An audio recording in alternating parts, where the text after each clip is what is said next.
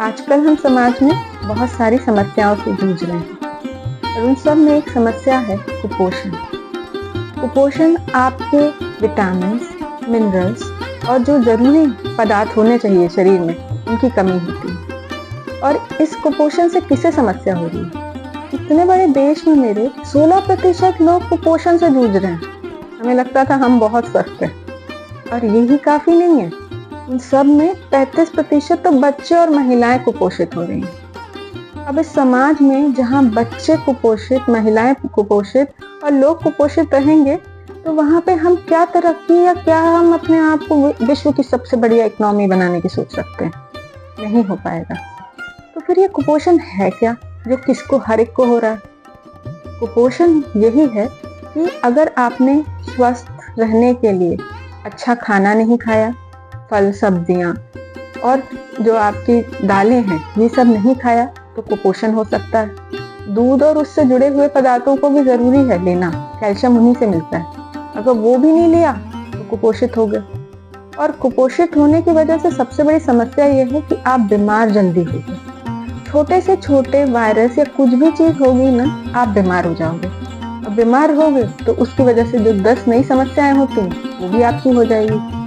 बच्चे तो और ज्यादा परेशान होते हैं कुपोषण की वजह से। कुपोषण की वजह से बच्चों का डेवलपमेंट 0 हो जाता है। उनकी हाइट नहीं बढ़ती, उनका दिमाग नहीं बढ़ता, वो मोटे नहीं होते या स्वस्थ नहीं होते। तो अगर इस तरह से बच्चे कुपोषित हैं, तो मैं उनको देश का भविष्य कैसे देख पाऊंगी? और अब ये कुपोषित इतनी बड़ी समस्या है, कुपोषण, तो उसका कुछ तो इलाज होगा या कुछ कारण होगा कि सबको हो रही है। कुपोषण कई कारणों से होता है, और एक बड़ा कारण मैं ये कहूँगी कि हमने खान पान सही नहीं रखा। जो जो जरूरी चीजें होती हैं, आपकी फल सब्जियां हमने नहीं खाया, दूध या उसके लिए पदार्थ नहीं लिए। इस तरह से अगर हम बराबर खाना पीना नहीं रखेंगे तो कुपोषण हो सकता है।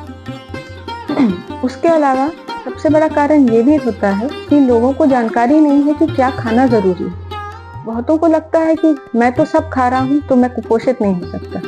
पर कई बार आप कुपोषित हो जाते हैं क्योंकि आपको जानकारी भी नहीं होती कि आप गलत खा रहे हैं। और इन्हीं सारे कारणों से हम एक बहुत बड़ी समस्या से जूझ रहे हैं, जो कुपोषण में जूझ रहे हैं। कुपोषित बच्चों का मानसिक विकास नहीं होता है, और इसकी वजह से उनको हम देश का भविष्य बनते नहीं देख सकते। कुपोषण के लिए सरकार ने कई पॉलिसीज बनाई हैं, जिससे कुपोषण को कम करने की कोशिश है।